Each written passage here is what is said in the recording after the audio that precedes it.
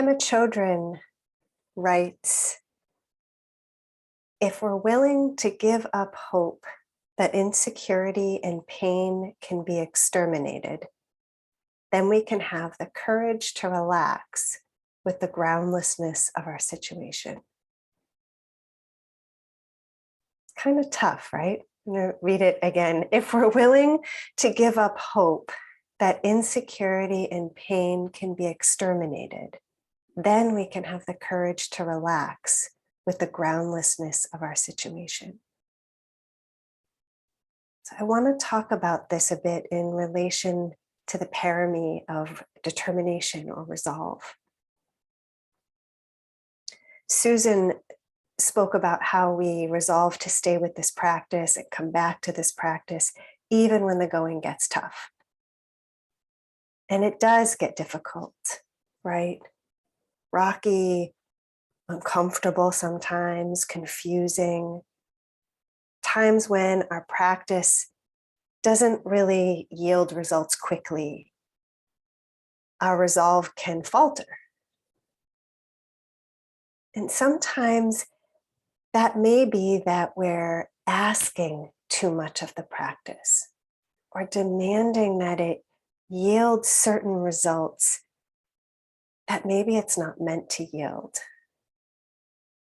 Because sometimes I can want this practice to exterminate insecurity and pain, right? I don't know if others can relate to this, to not have to feel the groundlessness of life as a human being in this world.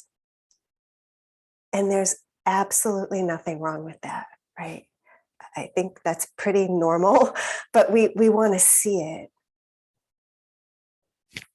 And so as we focus on resolve, it felt like a good time to peel back even further and kind of touch back into what is our intention in this practice? What are our expectations, and are those realistic?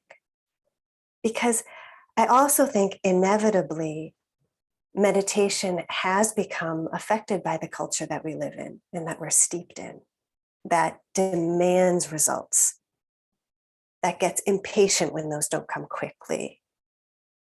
Our culture that has very little patience or interest in process or complexity, and that values having control and stability and certainty. Right? This will cure you in 5 days. Or even just be mindful and everything will be fine. You know, we can sort of get these messages. And I really want to be clear, I believe and know wholeheartedly that this practice does bring change, important change. Lori gave so many great examples of this in her talk on Monday, and we want to pay attention to those subtle changes because they do help motivate our resolve and determination. This practice does yield results, just often not on our timetable, and it won't give us solid ground or get rid of impermanence and change and instability. And so, I love that we focus on the holding environment. That is this solid place to come back to and feel held by, to nurture and uplift us as we engage in this difficult practice daily. And I'm sort of saying, I want to be careful of parts of me that can want that to mean that I can feel solidity under me in all ways, all the time, if I just practice well enough or often enough. When life, as we know, is fraught with insecurity and change, as Pema says, the uncontrollability of life that we tend to really not want to be with. And especially now, I really want to recognize that, especially now, when so much around us is indeed so unstable. It's like really in our faces every day that everything is changing and that we are all very, very vulnerable. And so we do seek refuge in this practice. And we are meant to. We need a place to land and breathe. This is us together, right? To feel how to cultivate some kindness toward ourselves in the midst of all that. And again, this is sort of that subtleness of we do that so we can be with change, so we can be with how things are. When I'm motivated to practice by that kind of urgent need for solid ground under me, I wind up approaching the practice as a sort of transactional process. And I have felt that so many times, right? When I'm confused and at sea, I really want the practice to give me ground and clarity and peace right away. And I keep coming up against how that's not the deal.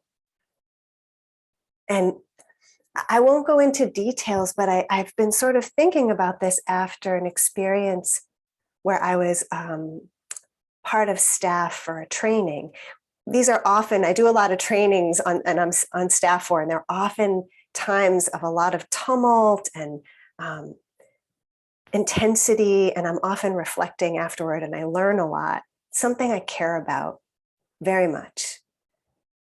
And a lot unfolded and people's feelings were hurt in various ways, even by the very things that we were doing as staff to keep people from getting hurt, right? And afterward, I noticed how I was really coming to the cushion with a lot of demand toward myself and toward the practice itself, that I get a sense of clarity and certainty. You know, what happened? Why did it happen? How did this happen? What was my role? Just really kept trying to find certainty and figure it out. And they were all good questions. But there was this real urgency to it. And I realized, and I'm still sort of realizing, that a lot of that stemmed from not wanting to be with the confusion and the pain of things not going so well, and not quite knowing exactly all the pieces. And again, right, I keep going back and forth. This feels really nuanced. Clarity is often something that arises in our practice. There's a wisdom element to that.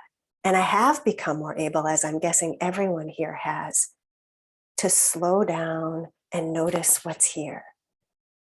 Bill's 12-second rule is a wonderful tool for that, to slow down and just really notice what's happening. But in this situation, I realized in retrospect that rather than kind of coming to the cushion with this urgent demand of figure it out, what would it have been like to just be with the groundlessness of things happening that were painful and very layered and probably impossible to prevent fully? And also using the practice to be with that urgency, right? That wanting of, I want to get it. I want to figure it out. I want ground. And another way of saying all of this is that I'm realizing that I have a relationship with my practice, with the practice itself.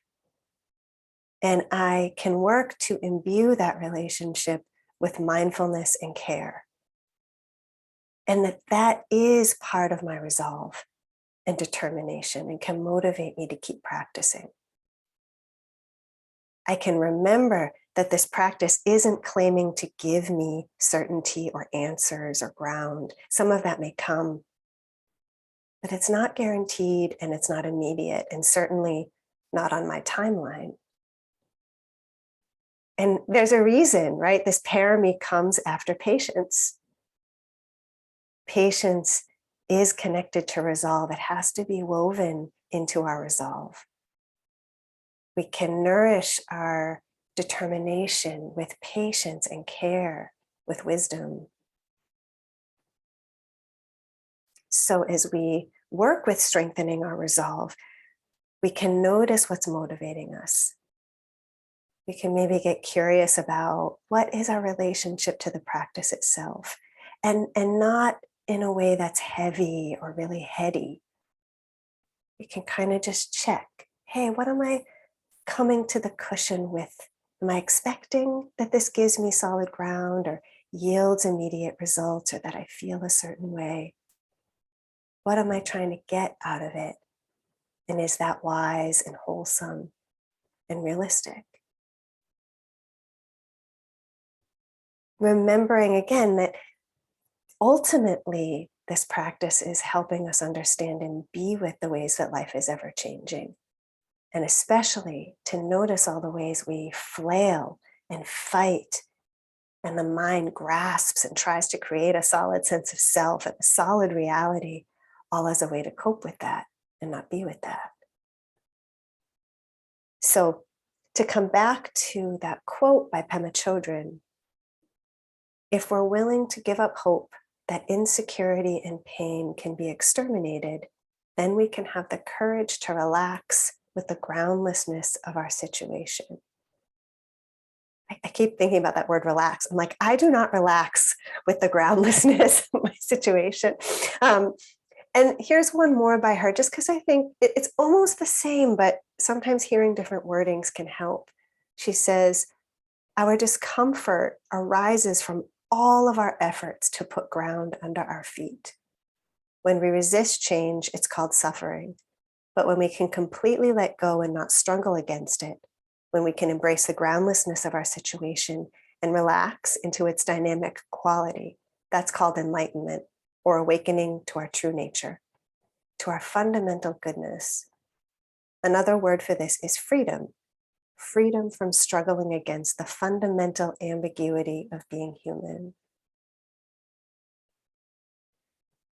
So what would it be like to align our resolve with the truth of the ambiguity of being human and alive?